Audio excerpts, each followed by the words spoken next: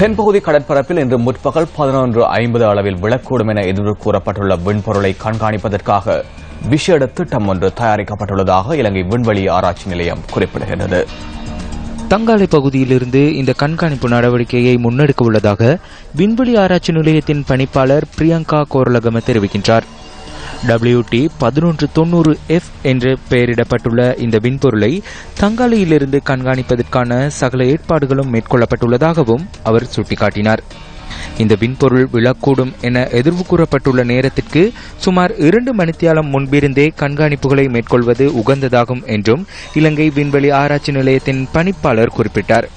எவ்வாறாயினும் குறிப்பிட்ட விண்பொருள் கடலில் விழுவது குறித்து அனாவசியமாக அச்சமடைய தேவையில்லை என்று கொழும்பு பல்கலைக்கழகத்தின் பௌதிக விஞ்ஞான பிரிவின் பேராசிரியர் சந்தன ஜெயரத்ன சுட்டிக்காட்டியுள்ளார். இதேவேளை இன்று கடற்றொழில் நடவடிக்கைகளில் ஈடுபடுவதை தவிர்க்குமாறும் கடற்றொழில் அமைச்சு மீனவர்களிடம் கோரிக்கை விடுத்திருக்கின்றது.